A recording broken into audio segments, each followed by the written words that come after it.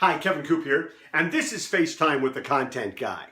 So, I'm normally in general agreement with the rock that they have out in front of my local student lenders. The one that says, rule number one, customer's always right. Rule number two, when the customer's wrong, reread rule number one. When I say general agreement, what I mean is, listen, I've been both customer and I've been on the retail side. The customer is not always right, but what you always want to do is treat the customer like he or she is always right. That's the kind of message you want to send to consumers. But, the fact of the matter is the customer sometimes is wrong. But never so wrong, perhaps, as the situation I ran into this past weekend. I was in Columbia, South Carolina, and I ran into a story that's gotten a fair amount of attention down there. It was really, really interesting. What happened was there was a Cracker Barrel in Columbia where apparently a couple, nice young couple, not so young, I guess, they're in their 50s, they're having dinner. And when they were done, they paid their bill, but they didn't leave the waitress a tip. What they did instead is they left the waitress a note on a napkin. Now, the note was riddled with grammatical errors and misspellings, but I'm going to basically quote it to you just so you have a sense of what they had to say. What it said was this: Dear Renee, thank you for your excellent service today. You're a good waitress. Here's your tip. A woman's place is in the home. Your place is in the home. It even says so in the Bible.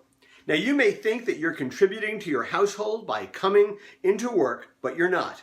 While you're in here working, this is the reason that your husband must see another woman on his way home from a long day at his work. Because you should be home taking care of the household duties. You may think what you're doing working is right. It is really essentially a disgrace to his manhood and to the American family. So instead of coming to your job, and they put job in quotes, and looking for handouts to feed your family, how's about going home and cleaning your house and cooking a hot meal for your husband and children, the way your husband and God intended? And I swear to you, this is what it says on the napkin because I've seen pictures of it. Help make America great again.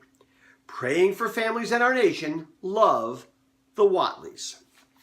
Well, first of all, let me be clear about something. If this is the arrangement that the Watleys have, and that Mrs. Whatley, all she does is stay home and cook and clean, and that is what prevents Mr. Whatley from violating his marital vows, I think that's great.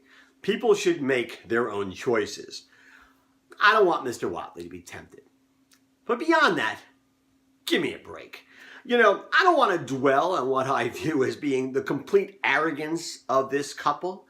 As it ends up, it doesn't really matter. The waitress is single. She doesn't have any kids. She's apparently working to put her way through school. But that doesn't really matter. I don't care if she has 6 kids.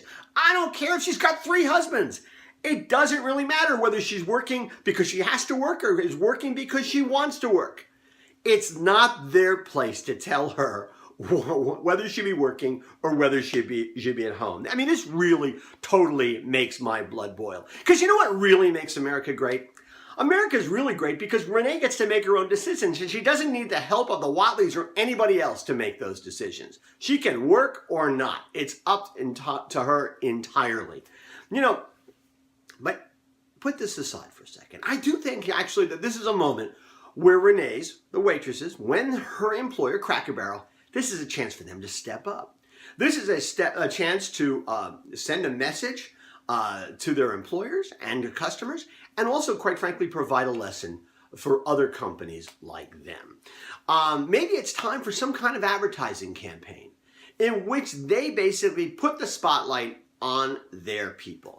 And what they say was, no matter what color they are, what gender they are, whether they're single or married or straight or gay or trans or whatever it happens to be, old or young, that they're proud of their employees and that they understand that it is their employees that make them what they are, that they wouldn't be nearly as good a place to go and eat. They wouldn't have their identity if it weren't for their employees. Maybe they ought to come right out and say to their customers, here's a tip for you. We are proud of and we love Renee or Tom or Mary or whoever. That's a message that every company ought to send to employees and every company ought to send to their customers. that the people who are working for them are the people who make them what they are. That's a message worth communicating.